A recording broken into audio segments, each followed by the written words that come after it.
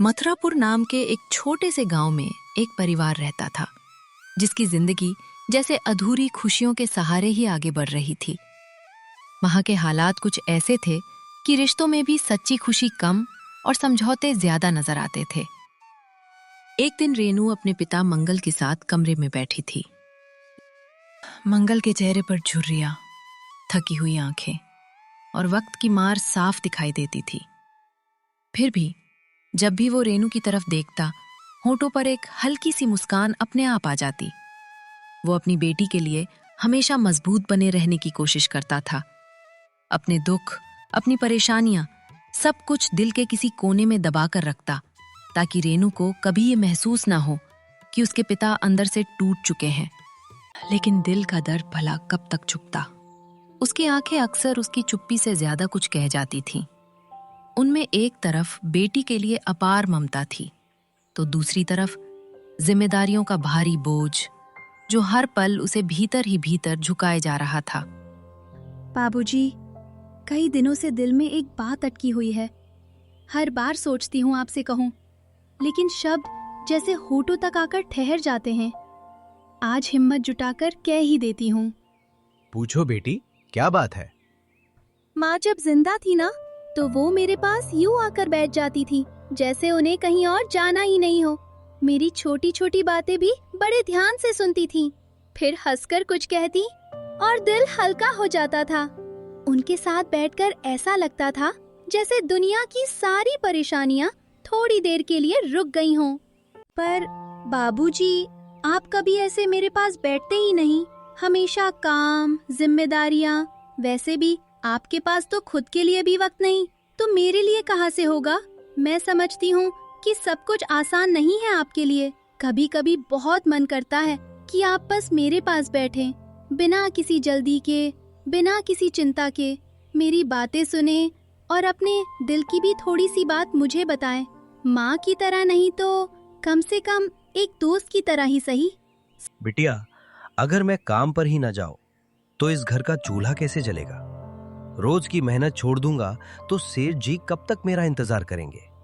वो तो किसी और को काम पर रख लेंगे। और जहां तक तेरे पास बैठने की बात है, बैठ तो जाऊंगा तेरे पास, पर तेरी माँ जैसी मीठी बातें मैं कहां से लाऊं बेटा? वो तो अपने आप ही हर बात में प्यार घोल देती थी। मुझसे वैसा कह पाना आसान नहीं है। फिर भी कोशिश करूंगा कि थोड़ा वक्त निकालूं तेरे लिए, तेरे पास बैठूं, तेरी बातें सुनूं, क्योंकि तू ही तो अब मेरी दुनिया है बिटिया। अगर आप माँ जैसी बातें नहीं कर पाते तो उससे क्या फर्क पड़ता है बाबूजी? आप मेरे लिए माँ से कम कहाँ हैं। जब आप प्यार से पूछते हैं, बेटी खाना खाया या नहीं, तो वही एक सवाल मेरे दिल को ऐसा सुकून दे जाता है जैसे माँ यहीं कहीं पास बैठी हो। आपकी आवाज में ही तो मुझे उनका एहसास मिल जाता है। माँ के जाने के बाद आप ही तो मेरी पूरी दुनिया हो बाबूजी। आपके सिवा मेरा है ही कौन? मुझे बस आपका साथ चाहिए, वही मेरे लिए सबसे बड़ी बात है। तेरी माँ के अच्छे कर्म रहे होंगे कि तुम्हारी जैसी समझदार बेटी दे गई, और मैं बस कोशिश करता हूँ कि तुझे कभी माँ की कमी महसूस ना हो। दोनों बाप बेटी अभी आपस में बातें कर ही रहे थे कि तभी अचानक बाहर से एक कड़कती हुई आवाज सुनाई दी। रेनू, अरे ओ मनहूस, अपने माँ के पास चली गई क्या? अभी तक गाय को चारा क्यों नहीं दिया है? इतना बोलते हुए ललिता कमरे के अंदर आ जाती है। अरे रे, ये कामचोर महारानी तो अब तक बिस्तर से उठी ही नहीं है। रेनू की माँ के जाने के बाद मंगल ने सिर्फ इस सोच से दूसरी शादी की थी कि उसकी बेटी को माँ का प्यार मिल सके, उसके सर पर ममता का हाथ रहे। उसने सोचा था कोई आएगी जो रेनू को अपनाएगी, उसकी कमी पूरी करेगी, लेकिन किस्मत को शायद कुछ और ही मंजूर था। अरे भाग्यवान, तुम इसके साथ ऐसा व्यवहार क्यों करती हो? आखिर ये अभी बच्ची ही तो है। अभी इसकी उम्र खेलने कूदने की है, हंसने मुस्कुराने की है। भला इतनी छोटी सी जान अभी से घर के सारे कामों की जिम्मेदारी कैसे संभाल पाएगी? धीरे धीरे सीख जाएगी। अभी तो इसे बचपन जी लेने दो। हर बात पर डांटना, हर वक्त काम में लगाए रखना, ये ठीक नहीं है भाग्यवान। इसे प्यार की जरूरत है, सख्ती की नहीं। अरे मंगल जी, आप तो उल्टा मुझे ही खरी खोटी सुनाने लगे। मैंने ऐसा क्या कह दिया? माना मैं इसकी सौतेली माँ हूँ, लेकिन इसका मतलब ये तो नहीं कि मुझे इसकी परवाह नहीं है। मैं भी इसका भला ही चाहती हूँ। मैं जो इसे काम सिखाती हूँ, डांटती हूँ, वो दुश्मनी में नहीं करती। आगे चलकर इसे कोई दिक्कत ना हो, इसी वजह से समय रहते सब कुछ सिखाना चाहती हूँ। लड़की जात है मंगल जी, कल को दूसरे घर जाएगी तो घर के कामकाज आने चाहिए ना। मैं तो बस इसकी भलाई सोच रही हूँ। अरे भाग्यवान, बुरा क्यों मान रही हो तुम? इसे सिखाने के लिए अभी बहुत समय बचा है। अभी तो ये छोटी सी बच्ची है, अभी तो इसके सपने देखने का समय है। वैसे भी इसने इतनी छोटी सी उम्र में इसने अपनी माँ को खो दिया है।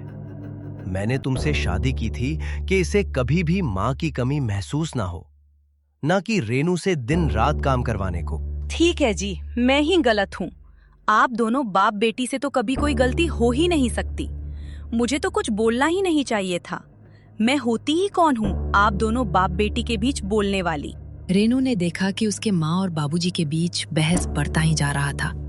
उसने सोचा कि सारी गलती मैं अपने ऊपर ले लेती हूँ, फिर माँ शांत हो जाएगी। आप दोनों झगड़ा मत करिए बाबूजी, कोई बात नहीं, माँ सही ही कह रही है।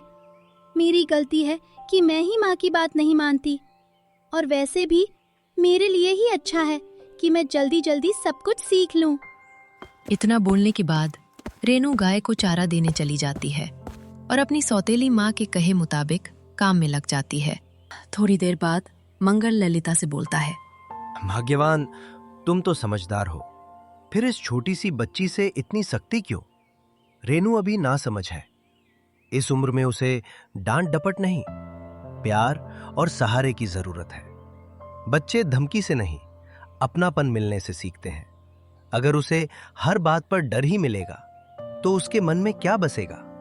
और सच कहूं, मुझे कई बार ऐसा लगता है तुमने उसे दिल से कभी अपनाया ही नहीं। नहीं मंगल जी, आप मुझे गलत समझ रहे हैं।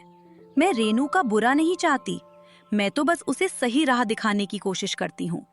हाँ, मानती हूँ मेरी जुबान थोड़ी कड़वी है, मैं बात प्यार से कम सख्ती से ज्यादा कह देती हूँ, लेकिन इसका मतलब ये नहीं कि मेरे मन में उसके लिए अपनापन नहीं है। मैं उसे पसंद करती हूँ, तभी तो चाहती हूँ कि वो अच्छे बुरे की समझ सीखे, काम काज सीखे, जिंदगी को समझे। और फिर अगर उसकी अपनी माँ होती तो क्या वो उसे समझाती नहीं, डांटती नहीं? माँ कभी कभी सख्त भी होती है, लेकिन उसका मतलब नफरत नहीं होता। आप मेरी बात को गलत मत समझिए। मैं जो करती हूँ मुझे लगता है उसकी भलाई के लिए करती हूँ। बस अब रहने दो ललिता, उसकी सगी माँ की बराबरी तुम कभी भी नहीं कर सकती हो। मुझे पड़ोस की कुंती चाची ने तुम्हारे बारे में सब बताया है। मेरे काम पर जाने के बाद मेरे पीठ पीछे क्या क्या जुल्म करती हो तुम इस छोटी बच्ची से साथ। बड़ी उम्मीदों के साथ तुझसे शादी किया था कि रेनू को माँ की कमी ना खले, लेकिन सब उल्टा हो गया। इतना बोलकर मंगल काम के लिए सेठ जी के यहाँ चला जाता है। दोपहर का समय था। रेनू घर के सारे काम निपटा चुकी थी। झाड़ू पोछा, बर्तन, रसोई सब खत्म करके उसने सोचा थोड़ा समय अपने दोस्त गौरव से मिलाए। वो जल्दी जल्दी तैयार होने लगी। मन में हल्की खुशी थी, क्योंकि कई दिनों बाद उसे घर से बाहर निकलने का मौका मिल रहा था। जैसे ही रेनू बाहर जाने को बढ़ी, तभी पीछे से ललिता की आवाज आई। अरे रेनू की बच्ची, तू फिर चल दी उस गौरव के साथ खेलने? घर का काम करने बोलती हूँ तो माथा भारी हो जाता है। अरे उसका पिता गांव का बड़ा आदमी है, और तू उन जैसे बड़े लोगों के साथ दोस्ती मत रख और घर में काम करने पर ध्यान दे। माँ, मैंने घर का सारा काम तो कर दिया, थोड़ी देर खेल लेने दो अपने दोस्त के साथ। जब देखो आप मेरी खेलने पर रोक लगाती है और काम करने के लिए बोलती है। माँ, आप मुझे गौरव के साथ खेलने से मत रोकिए, वो बहुत अच्छा दोस्त है मेरा। वो कभी अमीर गरीब में भेदभाव नहीं करता। अगर मेरी असली माँ होती तो मुझे कभी मना नहीं करती। अरे ओ लड़की, तुझे जहाँ जाना है जा, वैसे भी मुझे तेरे से क्या लेना देना, तू तो मेरी सौतेली बेटी है। फिर रेनू अपने दोस्त गौरव से मिलने चल देती है। उसके कदमों में खुशी की झलक थी। गौरव गांव के धनी सोहन बाबू का बेटा था, लेकिन उसमें जरा भी घमंड नहीं था। गौरव स्वभाव से बहुत शांत, सीधा और समझदार लड़का था। रेनू, तू 4-5 दिनों से खेलने क्यों नहीं आई? तुझे एक बात बताना था। पड़ोस के गांव में सर्कस लगा है। मैं अपने माँ बाबूजी के साथ कल सर्कस देखने जा रहा हूँ। तुम भी चलो ना हमारे साथ, बहुत मज़ा आएगा। और हाँ, गांव के और भी दोस्त जा रहे हैं। अरे गौरव, तुम्हारी जैसी किस्मत कहाँ है मेरी। तेरे बाबूजी तो अमीर है और तेरे माँ बाबूजी तो तुझसे बहुत प्यार करते हैं। बाबूजी बताते हैं, जब मैं 1 साल की थी मेरी माँ इस दुनिया से चल बसी। अरे रेनू, तू ऐसा क्यों बोलती है? सबके माता पिता अपने बच्चे से प्यार करते हैं। फिर भी तुझे मुझसे कोई मदद चाहिए तो बता ना। मुझे कुछ नहीं चाहिए गौरव, बस तुझे देखकर लगता है कि काश मेरी माँ भी मेरे साथ होती तो मुझे भी बहुत प्यार करती। मैं तेरी दुख समझ सकता हूँ रेनू। सगी माँ का प्यार भला कोई और कैसे दे सकता है। हाँ गौरव, बाबूजी सवेरे सवेरे अपने काम पर चले जाते हैं और वापस शाम को आते हैं। मेरे साथ मेरी माँ क्या क्या जुल्म करती है उन्हें पता ही नहीं चल पाता है और मैं उन्हें बताना भी नहीं चाहती। ऐसे ही बाबूजी काम से थके हारे वापस आते हैं। मैं उन्हें और चिंता नहीं देना चाहती हूँ। शाम ढलने वाली थी। रेनू गौरव से विदा लेकर अपने घर के लिए चल देती है। अब चलती हूँ गौरव, वरना माँ से बहुत डांट सुनना पड़ेगा। समय का पहिया चलते रहता है और कुछ साल बीत जाते हैं। रेनू की उम्र अब शादी करने की हो गई थी। दूसरी तरफ गौरव भी अब अपने पिताजी के व्यापार में कंधे से कंधा मिलाकर साथ देने लगा था। इन गुजरे समय में सब कुछ बदल चुका था। अगर कुछ नहीं बदला था तो वो था रेनू और गौरव की दोस्ती। इन बीते समय में इन दोनों की दोस्ती और भी गहरी हो गई थी। गौरव अब मन ही मन रेनू से प्रेम करने लगा था। माँ, तुम भी चलो ना मेरे साथ। आज तुम्हें अपने दोस्त रेनू से मिलवाता हूँ। मैं तुम्हें बार बार कहती हूँ कि उस लड़की का नाम मत लिया करो, तुम समझते ही नहीं हो। अरे माँ, खानदान से क्या होता है, इंसान की पहचान उसके दिल से होती है।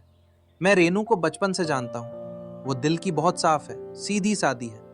उसकी सौतेली माँ ने बचपन से उसके साथ कितना सख्त बर्ताव किया, लेकिन इतना सब होने के बाद भी उसने कभी अपनी माँ के लिए बुरा शब्द तक नहीं कहा। मैं मानता हूँ कि वो गरीब जरूर है, लेकिन दिल की बहुत अच्छी है माँ। गौरव अपने माँ से बात कर ही रहा था कि तभी वहां उसके बाबूजी भी आ जाते हैं। गौरव बेटा, तुम्हारी माँ सही कह रही है। मैं मानता हूं कि तुम अभी युवा हो और इस उम्र में लोग भविष्य की चिंता किए बिना वर्तमान में फैसला ले लेते हैं। बेटा, तुम्हें समझना चाहिए कि भावनाओं से जिंदगी नहीं चलती। ये समाज दूसरों के ऊपर कीचड़ उछालने का मौका ढूंढते हैं। मैं मानता हूं कि तुम लोग बचपन के दोस्त हो, साथ में खेले कूदे हो, लेकिन ये समाज तुम दोनों की दोस्ती के रिश्ते को अलग नजरिए से देखते हैं। बेटा, मैं तो यही कहूंगा कि तू अब रेनू से मिलना छोड़ दे। गौरव के चेहरे पर खामोशी थी, लेकिन मन में बहुत कुछ चल रहा था। वो बिना कुछ कहे चुपचाप वहां से चला जाता है। कुछ समय तक वो अकेले सोचता रहा, फिर आखिर उसने ठान लिया और रेनू से मिलने निकल पड़ा। वो उसी जगह गया जहां बचपन से दोनों मिला करते थे, वही पुरानी जगह जहां उनकी दोस्ती की यादें जुड़ी थीं। क्या हुआ गौरव बाबू, इस गरीब के लिए कैसे समय निकाला आपने? आप तो अब बड़े आदमी हो गए हैं, हम जैसे छोटे आदमी के लिए कहाँ समय मिलेगा अब? पता है गौरव, आजकल तो मेरी सौतेली माँ और सख्त हो गई है, घर से बाहर कदम ही नहीं रखने देती है। बहुत मुश्किल से घर का सारा काम खत्म करके तुझसे मिलने आई हूँ। अरे रेनू, तू तो अब बहुत साहसी हो गई है। घर में बिना बताए यहाँ तक चली आई। पहले तो तू इतनी हिम्मत करने की सोचती भी नहीं थी। सच कहूँ, तुझे देखकर लगता है वक्त ने तुझे बहुत बदल दिया है। वो छोटी सी मासूम सी रेनू जो हर बात पर डर जाती थी, जो धीरे धीरे बोलती थी, लगता है जैसे कहीं पीछे छूट गई है। समय सब कुछ सिखा देता है गौरव। तुम्हें तो सब पता ही है बचपन से मेरे बारे में। सही कह रही हो रेनू, अब मुझे ही देख लो। अब कहाँ समय मिल पाता है ज्यादा। दिन रात बाबूजी के साथ कारोबार में ही लगा रहता हूँ। बाबूजी ने सब जिम्मेदारी मुझे दे दी है, इसीलिए तो तुझसे मिलने का ज्यादा समय ही नहीं मिलता। हाँ गौरव बाबू, अब तो बड़ा आदमी बन गया है ना, कहाँ मुझ जैसे गरीब लड़की से मिलने आएगा। कुछ देर आपस में बात करने के बाद दोनों अपने अपने घर जाने लगते हैं। अब जाना पड़ेगा रेनू। बाबूजी व्यापार के काम से आज ही मुझे शहर भेज रहे हैं। 3-4 दिन बाद ही लौट पाऊंगा। हाँ ठीक है, मैं भी चलती हूँ। मुझे भी माँ ढूंढ रही होगी। तुम अपना ख्याल रखना गौरव। गौरव की तरह रेनू भी कहीं ना कहीं गौरव को पसंद करती थी, लेकिन रेनू गौरव से ये बात बताने से डरती थी। रेनू जब घर पहुंची, उसे देखते ही उसकी सौतेली माँ खरी खोटी सुनाने लगती है। अरे ओ अभागन, कहाँ मर गई थी तू? घर का काम करने में तो तुझे भारी लगता है और पूरा दिन इधर उधर अपने आवारा दोस्तों के साथ मंडराते रहती है। घर का सारा काम करने का ठेका सिर्फ मैंने ले रखा है क्या? तेरा बाप आएगा काम से तो अलग से उपदेश देगा। तुम बाप बेटी ने तो मुझे नौकरानी बनाकर रख दिया है। माँ, मैं कहाँ इधर उधर घूमती हूँ। आज तो मैंने घर का सारा जरूरी काम करके बाबूजी के पास खाना लेकर गई थी। और आज जब बाबूजी के लिए खाना लेकर जा रही थी तो रास्ते में बचपन का दोस्त गौरव मिल गया था। वहीं पर थोड़ी देरी हो गई। अरे ओ कलमुही, क्या कहा तूने? तू फिर से गौरव से मिलने गई थी? अरे पूरे गांव में बदनाम करवाएगी क्या? आने दे, तेरे बाप को बताती हूँ कि महारानी बड़े घर में रिश्ता जोड़ने का सोच रही है। अरे अभागन, हंसेंगे लोग। मुश्किल से हम लोगों का गुजर बसर हो रहा है और तू बड़े घर के साथ रिश्ता जोड़ने की सोच रही है। ऐसी बात नहीं है माँ, आप हमेशा मुझे गलत समझती हैं। गौरव मेरा बचपन का दोस्त है। मैं तो बस उसको दोस्त की तरह मिलने जाती हूँ। इसमें रिश्ता जोड़ने की बात कहाँ से आ गई माँ? वाह भाई, लड़की को अब बहुत बड़ी हो गई है। अपनी माँ से अब जुबान भी लड़ाने लगी है। घर का काम सीखने के नाम पर तो दोनों बाप बेटी को सांप सूंघ जाता है। बस यही दिन देखना बाकी रह गया था। रेनू माँ की बातों का कोई जवाब नहीं देती, बस चुपचाप सब सुनती रहती है। फिर सिर झुकाकर वहां से चली जाती है। उसने कुछ कहना ठीक नहीं समझा, क्योंकि वो जानती थी जवाब देने से बात और बढ़ेगी। अंधेरा हो चुका था। मंगल भी काम से वापस लौट आया था। उसने देखा कि रेनू गुमसुम उदास बैठी है। वो रेनू के पास जाता है। रेनू बेटी, तू खुश तो है ना? तेरा ये उतरा हुआ उदास चेहरा देख मुझे बहुत दुख होता है बेटी। कभी कभी मुझे लगता है कि मैंने दूसरी शादी करके तेरे ऊपर जुल्म किया है। मुझे क्या पता था बेटी, तेरे किस्मत में माँ की ममता लिखी ही नहीं है। मुझे माफ कर देना बेटी। आप ये क्या कह रहे हैं बाबूजी? आपके रहते भला मैं क्यों दुखी होंगी? बस कभी कभी माँ की याद आती है। और ललिता माँ भी दिल की बुरी नहीं है, बस उनका बोलने का तरीका थोड़ा सख्त है। रेनू बेटी, कितनी समझदार है तू। किसी जन्म में मैंने भी अच्छे कर्म किए होंगे कि मुझे तेरे जैसी बेटी मिली। लेकिन बेटी, मुझे लगता है एक पिता को जो अपने बेटी की खुशी के लिए करना था, शायद वो मैं नहीं कर पाया। आज आपको क्या हो गया बाबूजी? आप इतना भावुक क्यों हो रहे हैं? मैं खुश हूँ। आप मेरी इतनी चिंता मत करिए। कैसे चिंता नहीं करूं बेटी? जब तू 1 साल की थी, तेरे माथे से माँ की ममता का साया उठ गया। बचपन से अभी तक सौतेली माँ का ताना ही तो सुना है तुमने। अब तेरी उम्र शादी करने की भी हो गई। यही सोचकर डर लगता है कि पता नहीं तुम्हें प्यार करने वाली सास मिलेगी या नहीं। आप ये क्या कह रहे हैं बाबूजी? मैं आपको छोड़कर कहीं नहीं जाऊंगी। बचपन से मुझे माँ का प्यार नसीब नहीं हुआ और अब आप भी मुझे अपने से अलग करना चाह रहे हैं।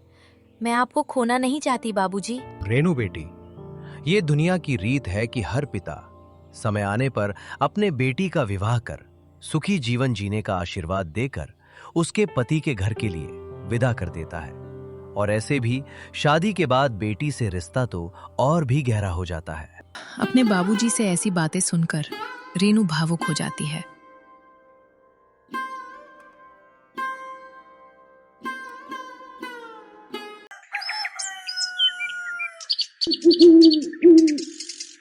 अगली सुबह मंगल जल्दी काम पर चला जाता है और रेनू भी घर के काम में लग जाती है।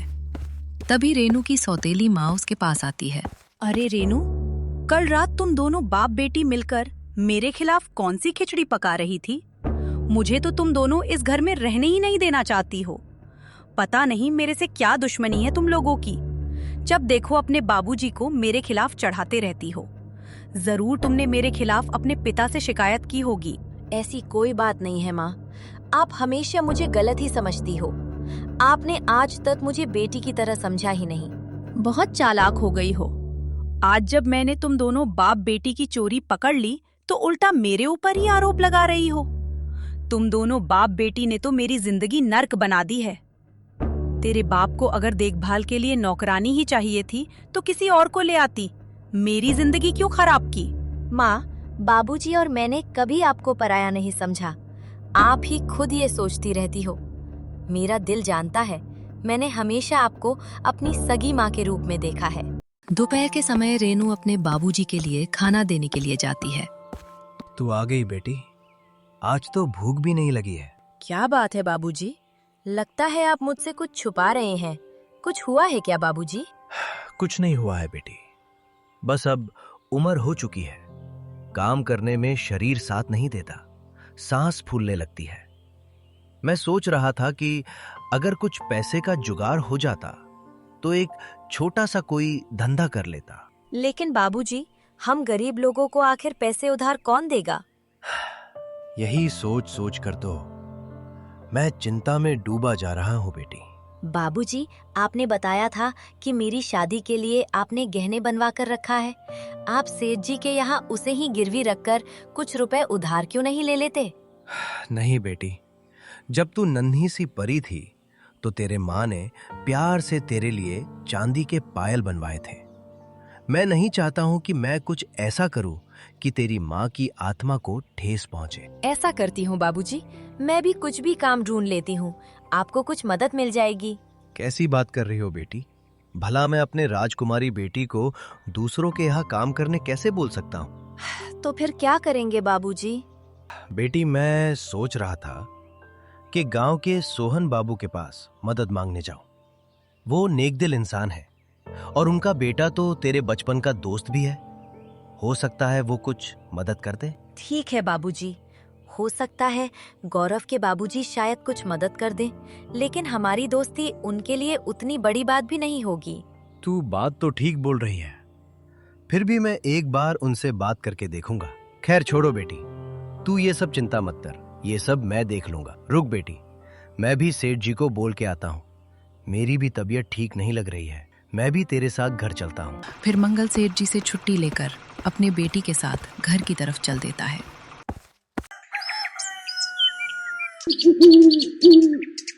अगली सुबह मंगल सोहन बाबू के पास कुछ पैसों की मदद मांगने जाता है।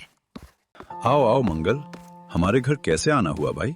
तुम तो यहाँ आते नहीं। हाँ सोहन बाबू, काम ही ऐसा आ गया कि आपसे मिलने यहाँ आना पड़ा। ठीक है, फिर बताओ मुझसे क्या बात करनी है? सोहन बाबू, मुझे आपसे एक मदद चाहिए थी, क्या आप मदद करेंगे? हाँ हाँ बोलो, कैसी मदद चाहिए तुमको? तुम तो अपने ही गांव के भाई हो, तुम्हारी मदद नहीं करूंगा तो किसकी करूंगा, बताओ। सोहन बाबू, मुझे कुछ पैसे उधार चाहिए थे आपसे। अच्छा ये बात है, तभी मैं सोच रहा था कि तुम तो आते नहीं यहाँ, आज अचानक कैसे आ गए? लेकिन मंगल, तुम्हें पैसे उधार मांगने की क्या जरूरत हो गई? तुम तो कम करने सेठ जी के यहाँ जा ही रहे थे ना। क्या बताऊं सोहन बाबू, अब उम्र हो चली है, शरीर साथ नहीं देता और बेटी की उम्र भी तो शादी के लायक हो गई है। सोचा कोई छोटा सा धंधा कर लूंगा तो कुछ पैसे शादी के लिए जमा हो जाएंगे। मजदूरी में जो पैसा मिलता है वो तो राशन में ही खर्च हो जाता है।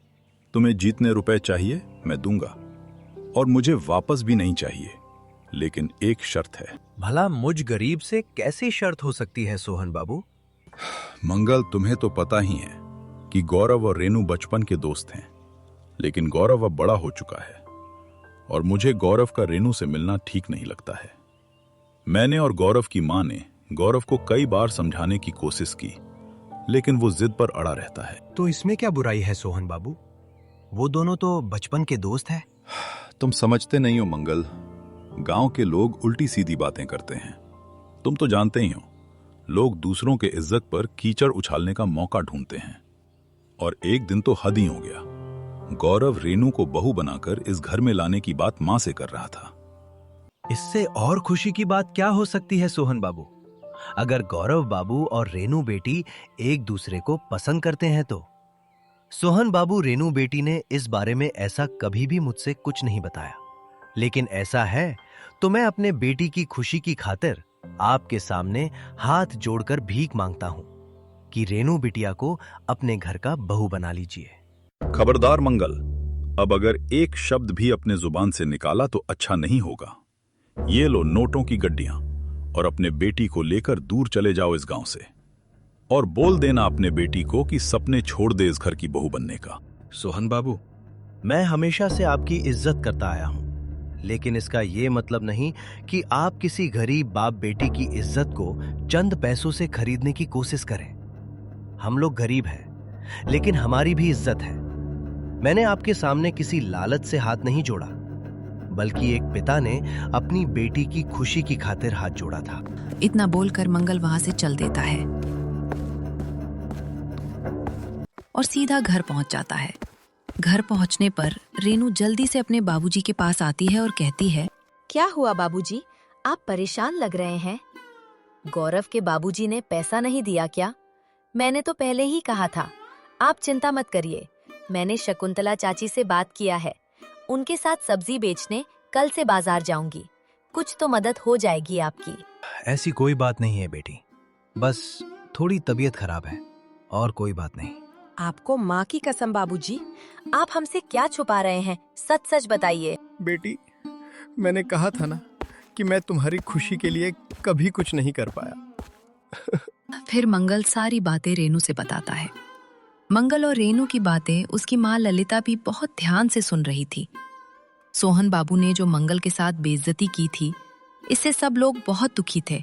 बेटी, मैं बड़ी उम्मीदों से गया था कि कुछ पैसे अगर सोहन बाबू दे देते तो कोई छोटा सा धंधा कर लेता और घर की स्थिति में कुछ सुधार आता, लेकिन वहां से तो खाली हाथ ही लौटना पड़ा।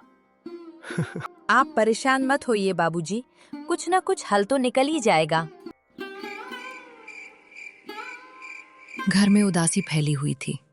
रात के समय रेनू ने जबरदस्ती मंगल को खाना खिलाया। फिर सभी लोग सोने चले जाते हैं, लेकिन मंगल अपनी बेटी की खुशियों को लेकर चिंतित था। वो रात भर सो नहीं पाया।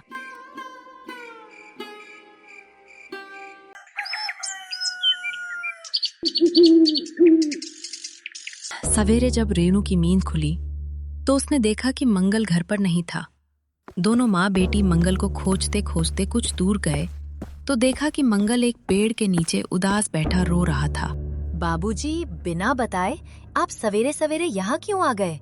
आपको मैंने और माँ ने कहाँ कहाँ नहीं ढूंढा। रेनू के बाबूजी, आपको बिना बताए ऐसे नहीं आना चाहिए था। अब चलिए घर।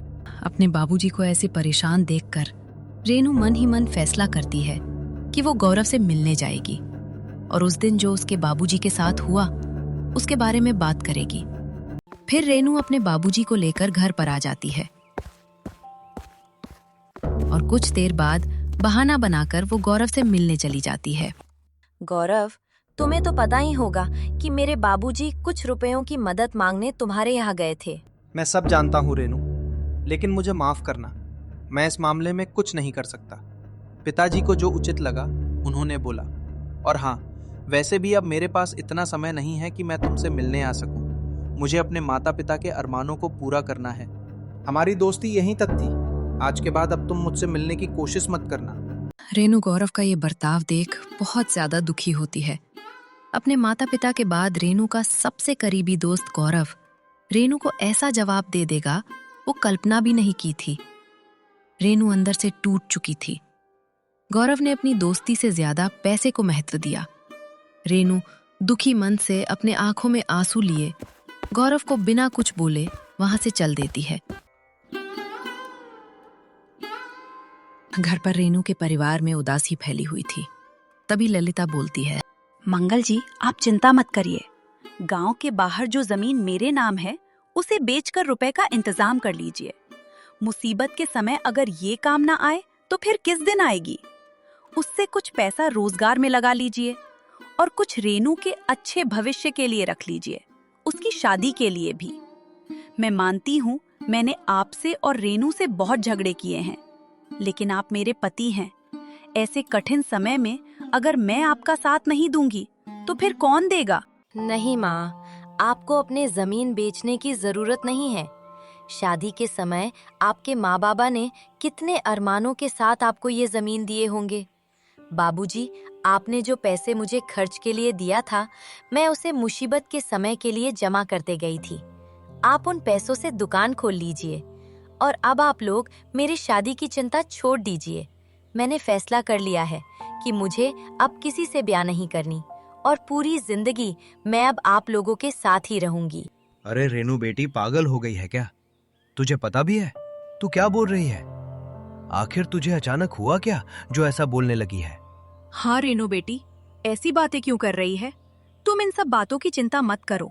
मैं और तुम्हारे बाबूजी हैं ना। नहीं माँ, मैंने हमेशा से तुझ में अपनी सगी माँ को देखा है। मैं तुम्हारे और बाबूजी से दूर होकर नहीं रह पाऊंगी। मैं आप लोगों के साथ रहकर जिंदगी में खुश रहना चाहती हूँ। रेनू, मुझे माफ कर दे बेटी।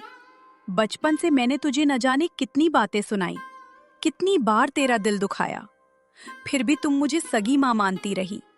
सच कहूँ तो मैं कभी माँ होने का फर्ज ठीक से निभा ही नहीं पाई, लेकिन तूने एक सच्ची बेटी बनकर हर फर्ज निभाया है। तुझ जैसी बेटी पाकर मैं खुद को बहुत भाग्यशाली मानती हूँ रेनू। अगर हो सके तो अपनी इस माँ को माफ कर दे। ललिता के मुंह से ये सब सुनकर रेनू भावुक हो गई। उसकी आंखें भर आईं। आज उसे ऐसा लग रहा था जैसे उसे अपनी माँ फिर से मिल गई हो। उसकी आंखों में आंसू थे, लेकिन ये दुख के नहीं, खुशी के आंसू थे। बरसों बाद उसे माँ के प्यार का एहसास हुआ था। मैं आज तुझसे वादा करती हूँ बेटी, अब तुझे कभी तेरी असली माँ की कमी महसूस नहीं होने दूंगी। आज से तेरे हर दुख सुख में मैं तेरे साथ रहूंगी। तुझे माँ के प्यार के लिए अब तरसना नहीं पड़ेगा। ऐसी ही बातें करते करते माँ बेटी दोनों की आंखों से खुशी के आंसू निकल पड़े। दिल में जो प्यार बरसों से दबा था, वो आज आंखों से छलक पड़ा। वे एक दूसरे की तरफ ऐसे देख रहे थे मानो दिल की सारी दूरियां उसी पल मिट गई हों। अब ललिता को एक बेटी मिल गई थी और रेनू को एक माँ का साया। जैसे रेनू का अधूरा परिवार अब सच में पूरा हो गया हो। माँ बेटी का ये प्यार देखकर मंगल की आंखें भी नम हो गईं। उसके चेहरे पर सुकून था और घर में पहली बार सचमुच खुशियां उतर आई थीं।